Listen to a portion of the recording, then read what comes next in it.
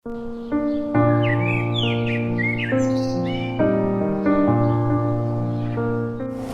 salam Bapak Ibu, saudara-saudara yang saya kasih dalam Yesus Kristus.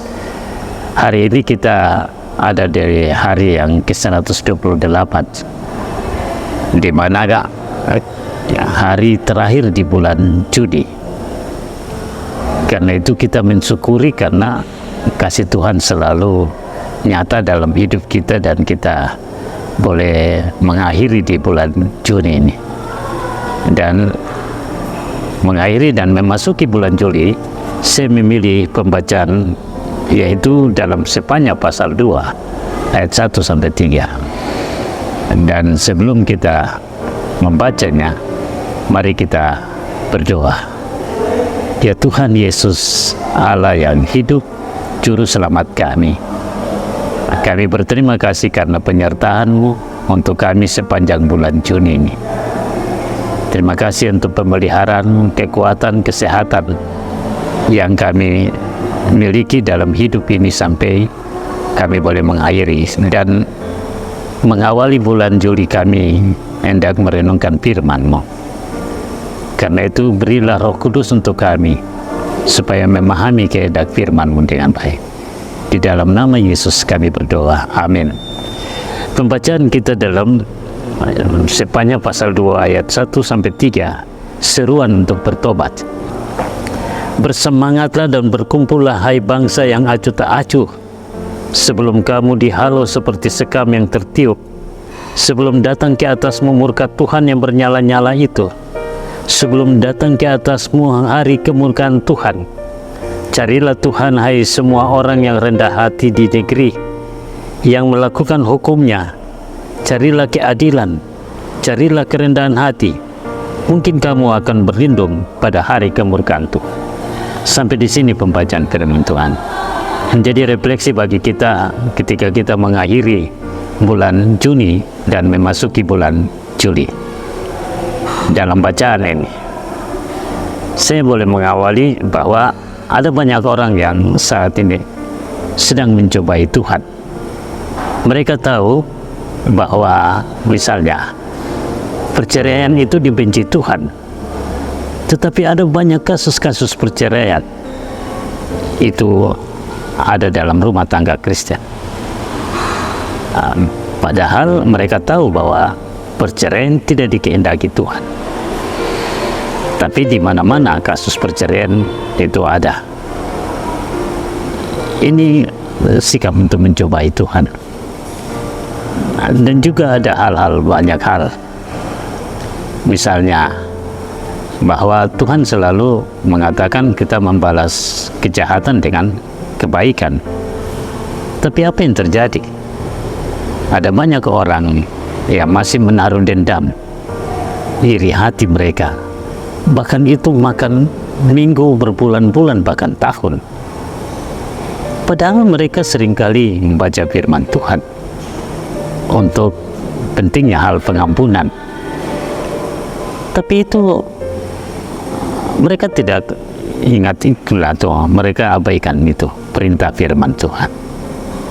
Karena itu mereka selalu mencobai Tuhan. Nah, hal yang sama yang dialami oleh bangsa Israel pada zaman Nabi Sefanya. Mereka hidup dalam kesombongan mereka. Mereka yang berkuasa, yang punya harta kekayaan, mereka justru memakai kekayaan mereka untuk membeli keadilan, sehingga keadilan itu diinjak-injak. Hukum bisa dibeli, dan akhirnya banyak orang yang kuat, mereka hidup dengan keakuan mereka, kesombongan mereka, dan yang lemah mereka menindas. Nah, karena itu dalam bacaan kita pada hari ini, Sefanya memberitahu kepada kita bahwa hari Tuhan atau hari kemurkaan Tuhan itu akan datang. Hari Tuhan itu akan tiba, dan itu akan menimpa setiap orang. Hari Tuhan itu bisa jadi hari di mana Tuhan memurkai kita dengan hukumannya karena ketidaktaatan kita. Hari Tuhan itu juga bisa tiba datang di saat kita sendiri masih hidup dalam keakuan, dan itu akan mendatangkan murka Tuhan.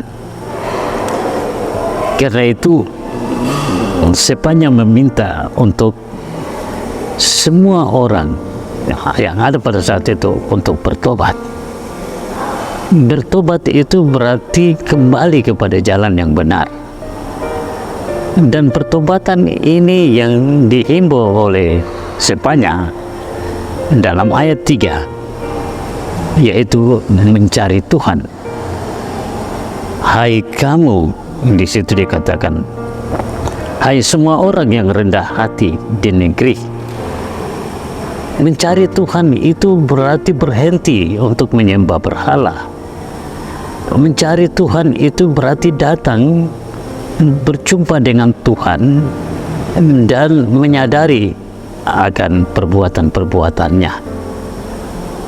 Mencari Tuhan itu berarti hidup fokus kepada Tuhan yang memberikan keselamatan. Selain mencari Tuhan, juga sepanjang mengimbau supaya mencari keadilan. Sebab bicara soal kebenaran, keadilan, itu semua punya kaitan kepada ajaran Tuhan. Tuhan memanggil kita supaya kita mau melakukan yang adil, yang benar. Jadi apa yang adil, apa yang benar, nah, itu berasal dari Tuhan. Sehingga ketika kita mencari Tuhan, maka kita juga harus sertai dengan melakukan hal-hal kasih, keadilan. Itu juga harus kita tunjukkan dalam kehidupan kita sebagai orang percaya. Dan yang ketiga, mencari kerendahan hati. Mencari kerendahan hati itu berarti tunduk dan hormat kepada Tuhan, menyerahkan diri dan merendahkan diri di hadapan Tuhan. Karena kita ini tidak punya apa-apa. Apa yang kita miliki itu semua adalah pemberian Tuhan. Jadi apa yang kita sombongkan, apa yang kita banggakan, kalau semua adalah pemberian Tuhan? Yang harusnya yang kita banggakan itu adalah Tuhan. Yang harus kita banggakan itu adalah bagaimana kita hidup sama Tuhan. Jadi merendahkan diri itu berarti datang kepada Tuhan, menunjukkan rasa hormat, tunduk, dan melakukan apa yang diinginkan Tuhan bagi kita. Nah, karena itu kita akan tinggalkan bulan Juni.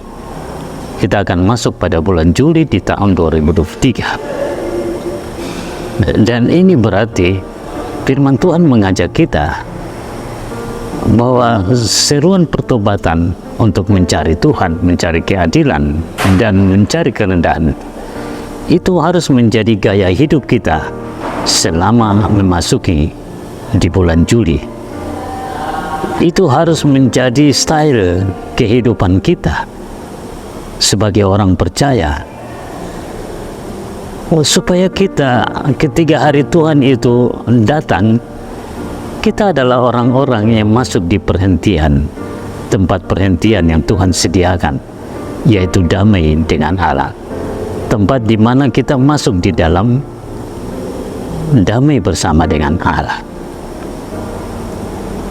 Kalau kita mau supaya kita mendapatkan perhentian yang adalah hari keselamatan, maka ajaran firman Tuhan harus menjadi gaya hidup kita, menjadi bagian dalam kehidupan kita.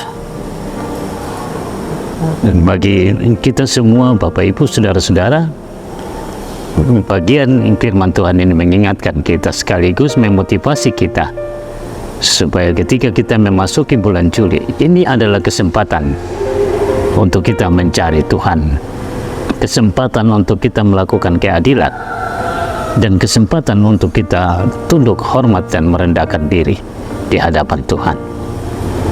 Biarlah firman ini terus mendasari dan memotivasi dan memberi semangat kepada kita. Tuhan Yesus memberkati kita semua. Salam.